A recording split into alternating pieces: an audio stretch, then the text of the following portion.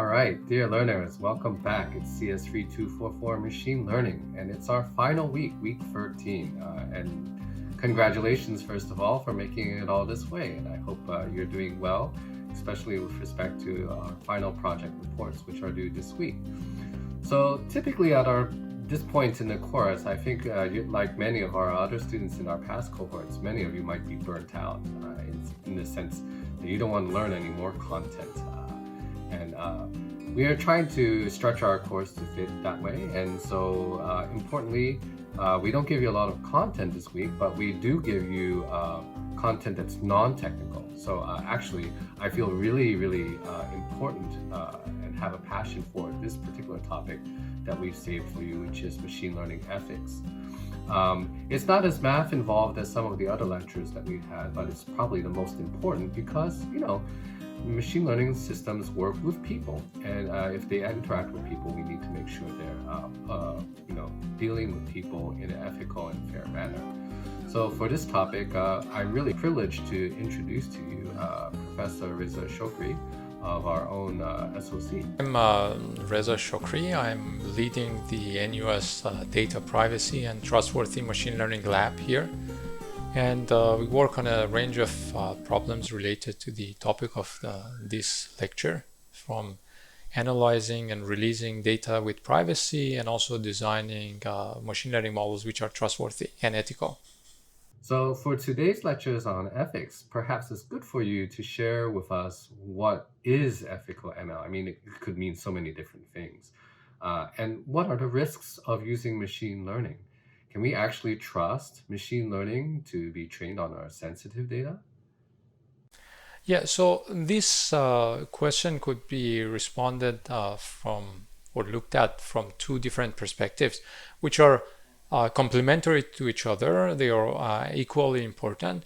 One is concerned with the applications of machine learning, where we are allowed to use machine learning, where it's ethical to use machine learning as a very powerful tool.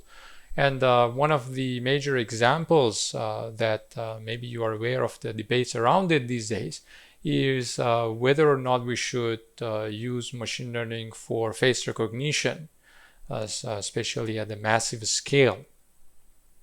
The second concern or the second perspective is concerned with the performance of machine learning in critical applications.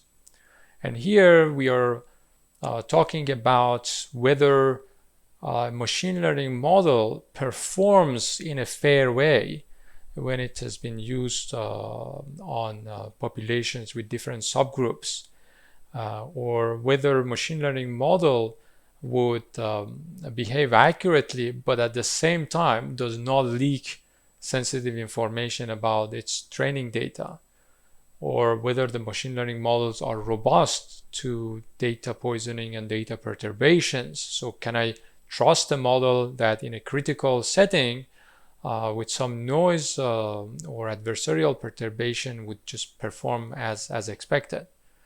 And also the last pillar of trust in machine learning is the interpretability, which is whether I can even understand why the machine learning model came up with this decision.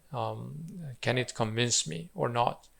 So these are the basically different problems regarding the performance of machine learning, and we study the trustworthiness of machine learning model in these aspects.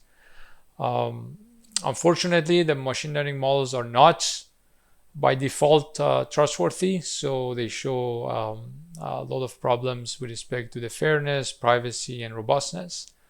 And there's a lot of research in that area. Yeah, these are really good issues to think about, especially for our initial course. And we'll see more of these topics in the lectures that we've chosen today from outside, especially from Margaret Mitchell of Google and Kathy O'Neill, who offers a book on this topic. So we'll come back to Reza shortly in the rest of the lecture. But for now, I think let's get started.